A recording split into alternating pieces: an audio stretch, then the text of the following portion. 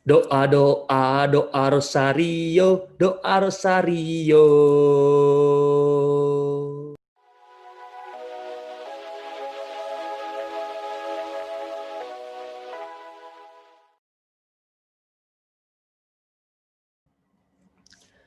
Halo, saya Romo Gandhi. Kita ketemu lagi dalam Cerita Mogan. Kali ini kita akan bercerita, melanjutkan dalam part yang kedua, asal-usul doa Rosario. Dan sesuai dengan janji saya akan membuat dalam bentuk narasi asal-usul doa Rosario. Kita mulai cerita Mogan. Doa Rosario, seperti yang kita kenal saat ini, tidak terbentuk dengan seketika, namun terbentuk secara bertahap. Digunakannya manik-manik sebagai alat bantu doa juga merupakan tradisi sejak zaman gereja awal. Dan bahkan ditemukan juga dalam agama yang lain. Para rahib di abad keempat telah mulai menggunakan rangkaian batu kecil untuk menghitung doa-doa mereka. Di dalam kehidupan biara di sekitar abad ke-8, para rahib mendoakan sesama rahib yang telah wafat dengan mendaraskan 150 mazmur atau membaginya menjadi kelompok 50 mazmur. Dan sejak itulah diketahui adanya kesepakatan bahwa para imam mendoakan jiwa sesama biarawan dengan mempersembahkan misa dan mendaraskan kitab Mazmur yang berjumlah 50 Mazmur tersebut. Di abad-abad itulah para anggota biara yang buta huruf sehingga tidak dapat mendaraskan 50 Mazmur berdoa 50 kali doa Bapa kami. Sedangkan di abad 11 dan 12 tercatat banyak orang yang pada akhirnya memakai atau mempergunakan batu atau bahan lain yang dirangkainya dengan untaian tali. Tujuannya apa? Agar dapat menghitung jumlah doa yang mereka daraskan.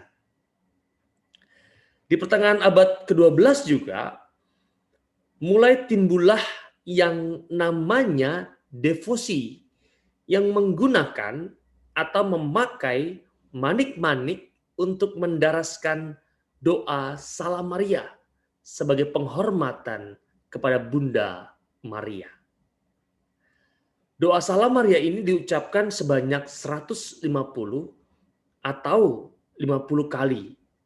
Itu semua karena meniru para rahib yang mendaraskan 150 atau 50 mazmur. Di samping itu, di abad ke-13 ternyata terdapat banyak orang yang membuat rangkaian manik-manik yang disebut Paternosters, yang artinya Bapa kami dalam bahasa Latin. Karena pada awalnya manik-manik tersebut digunakan untuk menghitung doa Bapa kami. Oleh karena itu, susunan doa Rosario mengalami perkembangan antara abad ke-12 sampai dengan abad ke-15. Akhirnya susunan yang umum yang dikenal adalah 50 doa Salam Maria dihubungkan dengan ayat-ayat Mazmur atau ayat-ayat lainnya dalam kitab suci untuk memperingati kehidupan Tuhan Yesus dan Bunda Maria. Rangkaian tersebut dikenal atau kemudian dikenal dengan sebutan Rosarium, Rose Garden, atau Taman Mawar. Dan pada abad ke-16 terbentuklah yang namanya doa Rosario yang terbagi menjadi 5 dekade dalam 3 jenis misteri Yesus, yaitu peristiwa-peristiwa gembira, peristiwa sedih, dan peristiwa mulia. Oleh karena itu, meskipun pada umumnya doa Rosario selalu dihubungkan dengan Santo Dominikus tahun 1221 sebagai penyusunnya, namun sebenarnya pendarasan doa Rosario dalam berbagai cara telah mulai dikenal dan dipraktekkan oleh gereja bahkan sebelum kelahiran Santo Dominikus. Namun, walaupun bukan ia sendiri yang menjadi penyusun doa Rosario, Santo Dominikus adalah seorang pendoa Rosario. Ia berkhotbah tentang manfaat doa Rosario dalam karya pelayanannya di antara para penganut paham sesat Albigensian, yaitu adalah orang-orang yang tidak percaya tentang misteri kehidupan Kristus sebagai Allah yang berinkarnasi menjadi manusia. Jadi paham sesat ini adalah kumpulan orang-orang yang tidak percaya tentang misteri kehidupan Kristus sebagai Allah yang berinkarnasi menjadi seorang manusia. Oleh karena itulah, tujuan utama pendarasan doa Rosario adalah untuk merenungkan misteri kehidupan Kristus.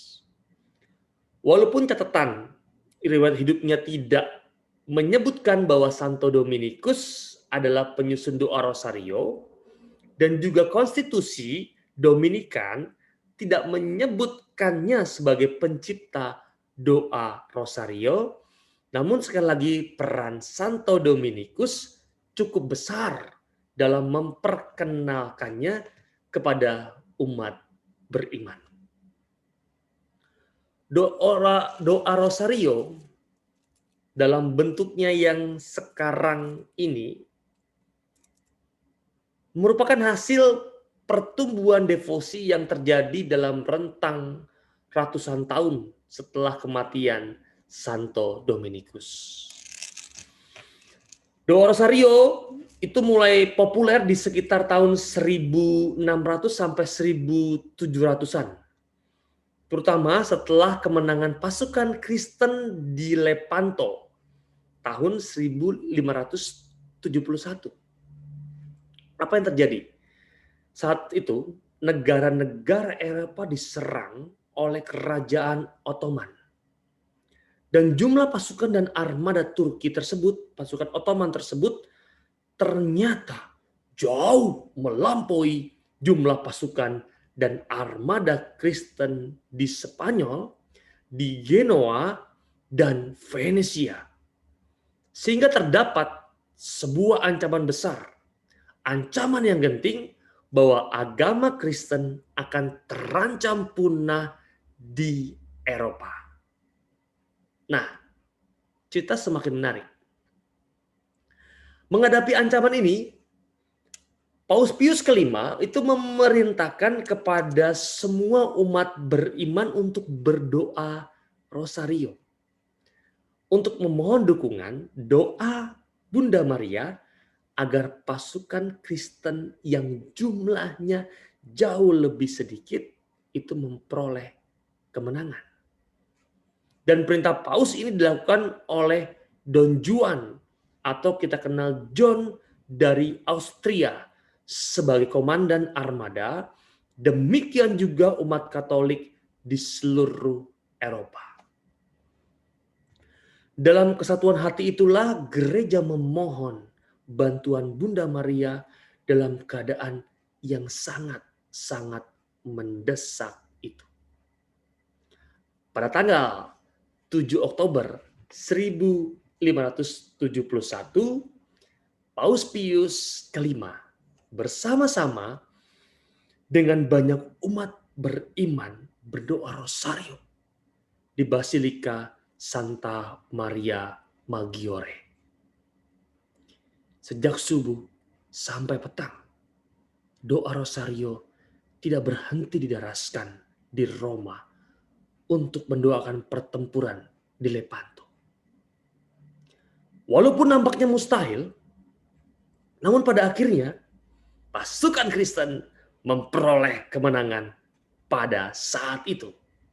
Sehingga Kristianitas tetap dapat bertahan di Eropa dan kemudian tersebar sampai ke bagian-bagian dunia yang lain. Akhirnya, di tahun 2002, Santo Paus Yohanes Paulus II menambahkan pemerengan untuk peristiwa terang dalam doa Rosario. Dan setiap peristiwa ini merupakan pernyataan kerajaan Allah yang hadir dalam pribadi Tuhan Yesus Kristus. Teman-teman yang terkasih, itu narasi tentang bagaimana asal-usul doa Rosario. Semoga narasi ini terbantu untuk teman-teman yang mau mengetahui tentang asal-usul doa Rosario. Maka terima kasih setelah mendengarkan narasi dalam cerita Mogan kali ini. Kita ketemu lagi dalam cerita Mogan yang berikutnya. Saya Romo Gandhi, salam.